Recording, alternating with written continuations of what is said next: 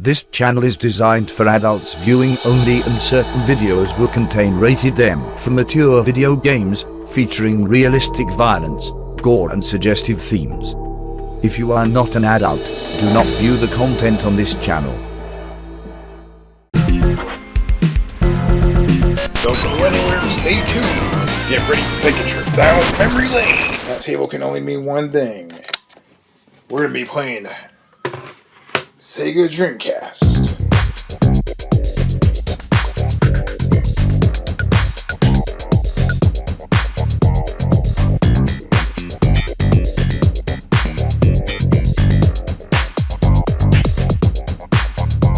On today's episode of Memory Lane, we're actually going to be pulling apart one of our old Sega Dreamcast consoles and turning it into something brand new. You can see right here we have a little bit of a modification where we can replace the disk drive that currently does not work so well. And this basically allows you to play the actual ISO files, or CDI files, whatever you want to call it. And this is called the GDEMU Pro for Dreamcast. And let's get this torn apart. Alright, so as you can see right there, we have our Sega Dreamcast opened. And what we're going to be doing is we're going to be replacing the whole case on this. So as you can see right here, this is the disk drive. And the disk drive currently does not work, so we're going to get rid of that completely. Everything else we're going to be reusing and keeping. We brought some new thermal pads for the Dreamcast, Arctic, made by Arctic. So the only thing we have to do here is cut these up properly, and let me see if I can get these on camera so you can see them. So these are thermal pads. They just need to be cut to the proper size. And as mentioned, the whole case is going to be replaced. Just stand by, and in a moment you will see the case. Great, so as you can see right there, I got a whole bunch of stuff pulled out of that Sega Dreamcast. And just so you guys have an idea, this is like what the main board looks like right here. So that's the main motherboard of the Dreamcast. And this is going to be swapped out of this case and put into a brand new case, which you're about to see in a few seconds here. But pretty interesting. Alright, so the new case is a red case, as you can see here. And you'll see the finished product in a second. Eventually I'm going to replace this front right here. But it's all red, and I have a few little additions to add to it. Alright, so as you can see here, we have applied new thermal pads to the Sega Dreamcast main board. So we're going to get that back inside this case, and let's see how this thing operates once we get it all put back together. Alright, so far, just want to show you guys the progress. We're almost done. That's what it looks like so far. Got everything swapped out and put inside this case. Got a little bit more to go, and then we'll see what happens. Alright, so here's the top portion of the Dreamcast, which you can see here. We had the little SD card slot. It took a little while to figure that one out. I guess you have to actually screw it into the top case to modify it. Now this little ribbon cable plugs into the actual modification, which I'll show you in a second. Now here is where the SD card goes, right there. So this actually plugs into that. So let's see if we can get everything together and running. Let's see what happens here. So stand by. Alright, so as you can see right there, that is the final product. Let's see if we can get a close up look at this thing. It's a translucent case. This case it's delivered all the way from Australia, out of all places. Right now, unfortunately, in Australia, they're having crazy wildfires. Really bad wildfires over in Australia. This case came from around that area. And I did not even realize that this case came from that area until after I ordered it. I was like, holy crap. So this case literally came from that region, and we're not done with it yet. You can see that's where the SD card slot goes. There's a few more things that we're going to be adding to it. Let's see if we can get a close-up look at this thing. Let's see right here. Shine some light right here so you guys can see it. It's got the Dreamcast logo right there. It's nice red translucent case. You can see all the cabling on the inside. Everything is solid, screwed together. All the ports and everything look nice, the way they should. And we even have a replacement sticker on the back, which technically it's an authentic sticker. I mean, it has all the proper information on it. The only thing it doesn't have is the serial number, which I can add that on afterwards. And last but not least, we can add this little piece onto it. Let's see what we have here. Then there you go. I mean, we can also take that modem apart, and we can actually put it in here too. Maybe I should do that. Stand by for one moment. Let's see if we can fix that. Alright, so upon taking apart the modem, this is what the inside of it looks like. And it's probably a 56K modem. Willing to bet. So this is a custom modem that was actually designed for the Sega Dreamcast. And we're going to put it inside here just so it matches. So let's get that in there, and then you'll see how it looks complete in one moment. Alright, so we have our modem inside of its enclosure here. So everything should be good. And plug this back in right here. It should be in there nice and snug, hopefully. Alright, let's pull it out for a second. Let's make sure that's in there properly. We don't want any issues. So I'm going to take my screwdriver and tighten up that screw a little bit here. Just want to make sure, okay, this screw's a little on the loose side here, so let's get this one in there so it doesn't move. I don't like to tighten the screws up too much. Alright, that looks good.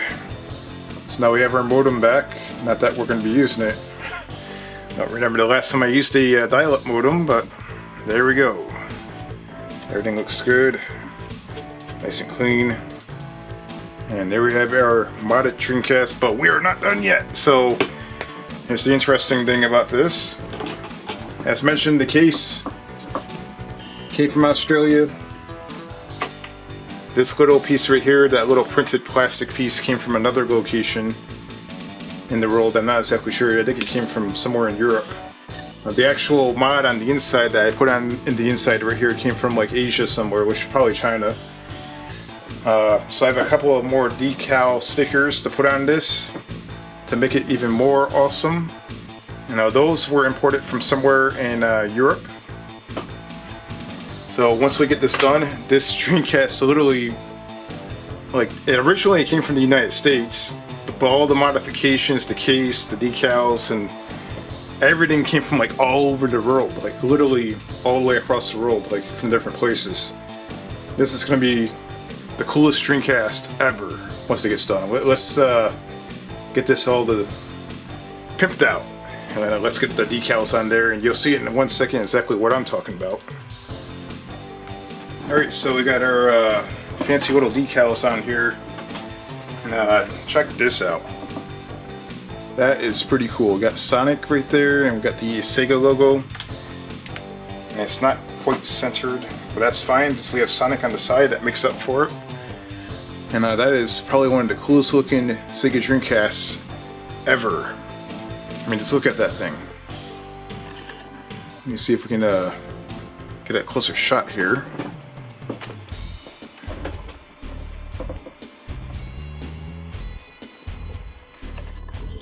So there we go, we got our special edition, custom special edition Sega Dreamcast. Sega and Sonic. Perfect. Look at that. That is pretty cool. Let's get a nice close little detail on that. It looks nice and flat on the Dreamcast. Alright. That looks like should have been a real Dreamcast console right there. I would definitely buy that. That is awesome looking. Alright, so now the ultimate question is, does it actually work? So let's head over to the TV and let's find out if this thing actually works or not. Let's turn it on and let's see if it blows up. Alright, you see right there on the side we have it hooked up. And this is the moment of truth. We're gonna plug one of our controllers in right here. We're gonna find out whether this actually works or not. And I don't know for sure. I never done one of these modifications before, so here goes anything. Let's see if it works. So far it's powering on. That's looking good so far. And let's hopefully it doesn't blow up. Let's find out exactly what happens here. And we have a the good old famous crappy CMOS battery. Of course, it's in January. It's January what, 13th today. It's already the 13th. Alright, so let's set the right date here. Not that it really matters. Let's see what we get. Cross our fingers. Alright, hopefully this works. So that was a whole lot of work. And okay, cross our fingers. Hopefully this works. Alright, we're getting something. What the hell is this? And we got another signature Dreamcast little boot up screen right there. What the hell is going on here?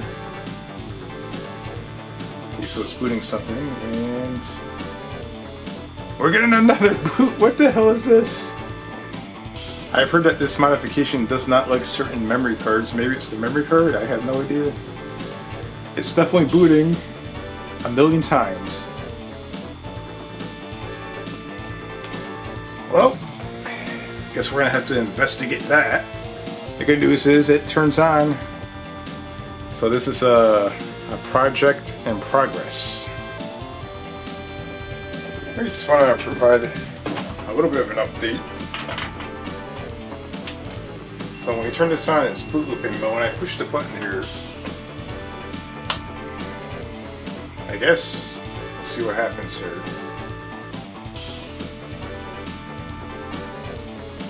It looks like it boots into one of the games I have on the memory card, which happens to be Fire Pro Wrestling D in the English translated version. I actually own the actual Japanese copy of the game. Is basically the only version of the game that exists.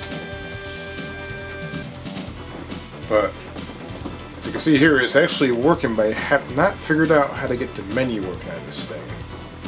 Okay, it looks like we're getting something here. It looks like it's trying to load the menu. This might be it. We actually might have made this thing work. This memory card is loaded, like really loaded with a lot of stuff, so I'm not sure if that's going to take a long time to load or what the deal is, but it appears that our Dreamcast might actually be functioning the way we want it to. We're going to find out. Now just look at how cool this thing looks. Let's see if we can get the light on here. Look at that. That thing is awesome. You got the Sega logo right there. That is awesome. And right now it's a waiting game. I'm not sure if it's normal to see a loading screen that long. That is better than what we were getting before. I was able to load one game successfully so far.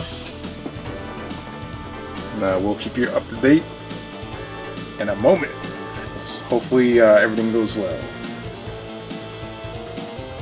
I actually got this thing to work. Oh my god. Man. And look at the mega load of games that we have here. I mean, this is freaking insane. Holy crap. And this is the coolest gaming mod that I've ever assembled in my life. And I am in awe right now. Like, this is the most awesome gaming mod ever. Look at this. I am gonna try a game out here. Let's try Power Stone, I guess. How the hell does this thing even know what the images look like? Look at this. How? Does this thing like automatically have the images tied to the flabbergasted right there. Let's load the game up. Let's see if it actually works. And right now we're loading Power Stone. If this works, I'm gonna crap my pants. So get ready to smell some shit. And it worked! Holy crap. I'm so excited right now that I can't even describe the excitement. You smell that smell? I just shit my pants. No, I'm just kidding. So yeah, this works, and I am beyond happy with this brand new, awesome, special Sonic Edition modded Dreamcast. There's one more thing I could try with this mod. Apparently there is a way to modify and mod the menu to make it look different, like custom graphics. I'm kind of afraid to do it, because I'm very, very happy with what we have here. But just for the hell of it, let's try it out. Why not? Let's stay tuned. Let's see if this works. Alright, so the whole theme aspect of modifying the CDI file, or this whole menu thing that comes up here, I haven't quite figured out yet. And it seems to not work quite as well as it should with this modification that we it's basically a knockoff of the actual real modification. So it's working, so we're just gonna leave it the way it is. Considering this a job well done.